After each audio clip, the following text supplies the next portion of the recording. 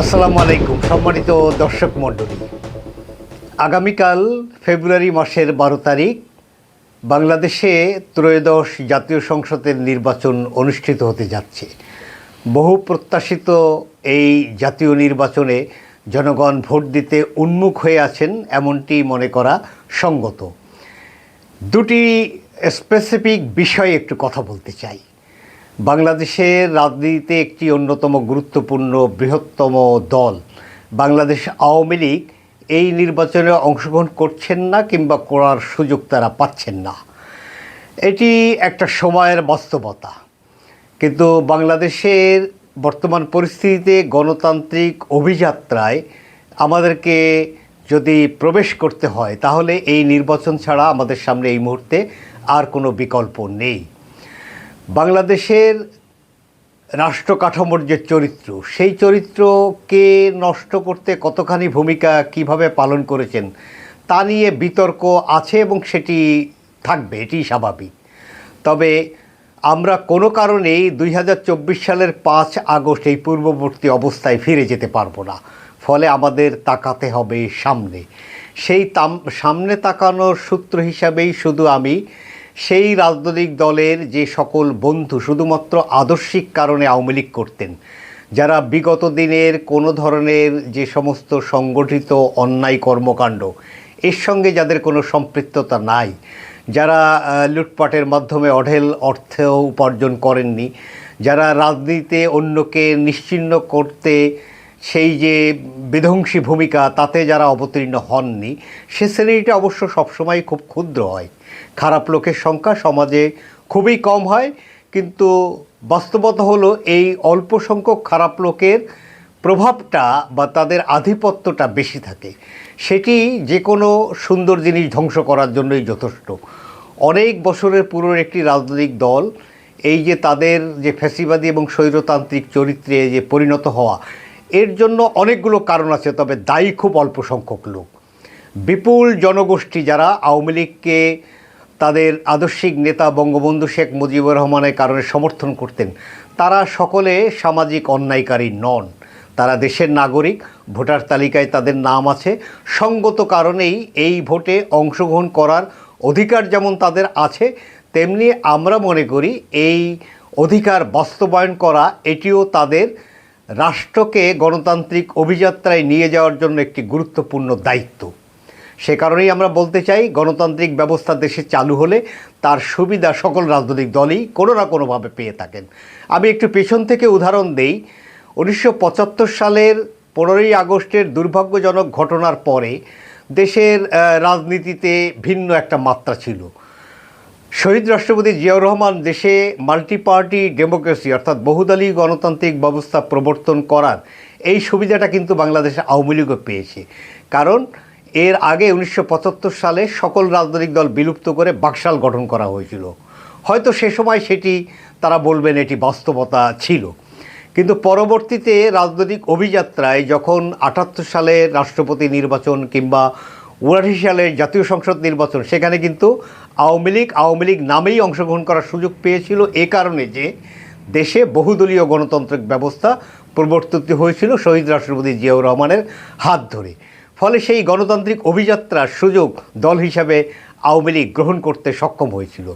পরবর্তীতে আমরা জানি 80-র দশকে ভারত সফরে যখন জিয়াউর রহমান যান, তখন তৎকালীন ভারতের প্রধানমন্ত্রী তিনি জিয়াউর রহমানকে এটি উল্লেখ করেছিলেন যে আপনার দেশের একজন নাগরিক আমার দেশে আছেন। তিনি শেখ হাসিনার কথা উল্লেখ করেছিলেন। তিনি দেশে ফিরতে চান, আপনার সরকারের অবস্থানটা আমি জানতে চাই। জিয়াউর রহমান তাকে আশ্বস্ত করেছিলেন যে শেখ হাসিনা বাংলাদেশের একজন সবচেয়ে বড় জাতীয় নেতার কন্যা, তিনি বাংলাদেশের নাগরিক, তিনি তার দেশে ফিরবেন, এতে আমার সরকার বা আমার তো কোনো আপত্তি থাকার কোনো কারণ নাই, তিনি অবশ্যই দেশে ফিরবেন। এবং আপনারা জানেন যে সেই ঐতিহাসিক প্রেক্ষাপট 1981 সালের 17ই মে শেখ হাসিনা জিয়াউর রহমানের শাসন আমলেই তার মৃত্যুর মাত্র 13 দিন আগে তিনি বাংলাদেশে আসতে সক্ষম হয়েছিলেন। এগুলো হলো গণতান্ত্রিক রাজনৈতিক ব্যবস্থার সুফল। ফলে সেই গণতান্ত্রিক রাজনৈতিক ব্যবস্থার সুফল পেতে গেলে 12 তারিখ এই নির্বাচনে অংশগ্রহণের মধ্য দিয়ে, ভোটদানের মধ্য দিয়ে, একটি পছন্দসই সরকার গঠনের মধ্য দিয়ে আমাদেরকে নতুন করে গণতান্ত্রিক অভিযাত্রায় প্রবেশ করতে হবে। আওয়ামী লীগের সাধারণ ভোটারদের প্রতি আমাদের আহ্বান, ভোট দিতে আসুন। যাকে পছন্দ হয়, এই রাষ্ট্রের কাঠামো, রাষ্ট্রের চরিত্র অব্যাহত রাখার ক্ষেত্রে যেই দল আপনাদের কাছে অপেক্ষাকৃত ভালো মনে হবে, সেই দলকে সমর্থন করবেন। এটি আমাদের আপনাদের প্রতি আহ্বান। একই সঙ্গে দেশের একটি বড় জনগোষ্ঠী হলো হিন্দু সম্প্রদায়ের ভাই বোনেরা, তারাও ভোট দিতে আসবেন এবং আমরা আহ্বান করতে চাই আপনারা ধানের শীষে ভোট দিবেন। এ কারণে ধানের শীষে ভোট দিবেন যে যারা এখন সৎলোকের শাসন কায়েম করতে চায় এবং নানা শ্রেণী পেশার মানুষকে বিভ্রান্ত করার জন্য এক এক সময় এক একটি তকমা সামনে আনেন, যেমন তারা জামাত ইসলামী হিন্দু শাখা খুলেছেন।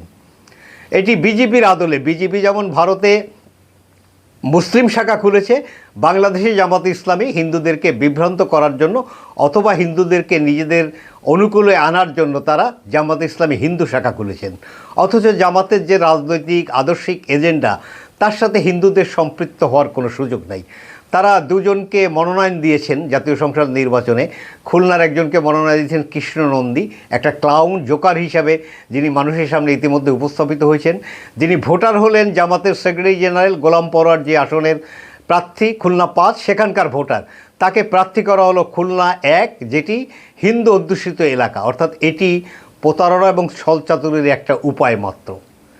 অথচ আমরা যেটুকু জানি, সেই খুলনা 1, যেটি হিন্দু অধ্যুষিত এলাকা, সেখান থেকে জামাত ইসলামী তাদের মুসলমান সমর্থকদেরকে মাইগ্রেট করে গোলাম পরোয়ারের আসন খুলনা 5-এ নিয়ে গেছেন, তার নিজের বিজয়কে নিশ্চিত করার জন্য। এই বিষয়গুলো আজকের যুগে চেপে রাখা সম্ভব না। এই প্রতারণায় ছলচাতুরি মানুষের সামনে উপস্থাপিত হয়েছে। আমি শুধু একটি প্রশ্ন হিন্দু ভাইদের সামনে রাখি, জামাত ইসলামীর কতগুলো ব্যবসায়ী প্রতিষ্ঠান আছে, অর্থনৈতিক প্রতিষ্ঠান, যেমন ইসলামী ব্যাংক হসপিটাল, ইবনে সিনা সহ আরও কয়েকটি গুরুত্বপূর্ণ প্রতিষ্ঠান, এমনকি তাদের ডেভেলপার হিসাবে তাদের ব্যবসা আছে, তারা ল্যান্ডের ব্যবসা করেন, তাদের নানা ধরনের ব্যবসা আছে। একটু খোঁজ দিয়ে দেখেন তো, সেই সমস্ত প্রতিষ্ঠানে একজন হিন্দু ভাই বা বোনের চাকুরি করার কোনো সুযোগ এ পর্যন্ত হয়েছে কি না? যারা তাদের প্রতিষ্ঠানে জামাত এবং শিবির ছাড়া অন্য কাউকে চাকরি দেয় না, হিন্দুদের তো দূরের কথা, তারা আজকে হিন্দুদের আস্থা অর্জনের জন্য যে সমস্ত প্রকল্প সামনে নিয়ে এসেছেন, সেটি নিশ্চয়ই আপনাদেরকে ভেবে দেখতে হবে। যারা কল্যাণ রাষ্ট্র কায়েমের কথা বলেন, তাদের তো সকল শ্রেণী পেশা ধর্ম বর্ণ নির্বিশেষে সকলের কল্যাণ করার কথা। বাংলাদেশের জনগোষ্ঠীর সামগ্রিক কল্যাণে জামাতের ভূমিকা কী? তারা কেবলমাত্র তাদের শিবিরের ছেলেদেরকেই চাকুরি বাকুরি দেন। তারা এমনকি যদি কোনো সামাজিক সাহায্য সহযোগিতা করেন, সেটিও জামাত অথবা শিবিরের পরিবার ছাড়া অন্য কোনো সাধারণ নাগরিক এবং পরিবারের পাওয়ার সুযোগ নাই। হিন্দুরা তো অনেক দূরের বিষয়। ফলে এসব বিবেচনা করে আপনারা আগামীকাল ভোট দিতে যাবেন এবং এই ধর্ম ব্যবসায়ী ভণ্ড প্রতারকদের বিপক্ষে এবারের বাস্তবতায় ধানের শীষে অর্থাৎ বিএনপিকে বিজয়ী করে রাষ্ট্রের কাঠামো এবং চরিত্র বজায় রাখতে আপনারা আপনাদের নাগরিক দায়িত্ব পালন করবেন। আওয়ামী লীগের সমর্থকদের প্রতি আমাদের কনক্লুশনে আহ্বান হলো, গণতান্ত্রিক অভিযাত্রায় রাষ্ট্রকে প্রবেশ করতে গেলে এই ভোটে আপনাদের অংশগ্রহণ করতে হবে। যদি আপনাদের ধানের শীষ পছন্দ নাও হয়, যে কোনো মার্কায় ভোট দিন, ভোট দিতে আসুন। আর আমাদের হিন্দু সম্প্রদায় বা অন্যান্য যারা সম্প্রদায় আছেন, সেই ভাই বোনদের প্রতি আমাদের আহ্বান, ভোট দিতে আসুন। যারা রাষ্ট্রের যে চরিত্র, ৭১-এর চেতনা, মুক্তিযুদ্ধের বাংলাদেশ, গণতান্ত্রিক বাংলাদেশ, এই চেতনাকে যারা ইতিপূর্বে প্রমাণ করেছেন যে তারা এই চেতনাকে ধারণ করে না, তাদের পক্ষে ভোট দেওয়ার তো কোনো কারণ নেই। সে কারণেই তারা যাতে বাংলাদেশকে তাদের সেই পুরনো শকুনি চোখ দিয়ে আর বিধ্বস্ত করতে না পারে, সে কারণেই দলে দলে আসুন এবং ধানের শীষে ভোট দিন। 12 তারিখ সারাদিন ধানের শীষে ভোট দিন। ধন্যবাদ।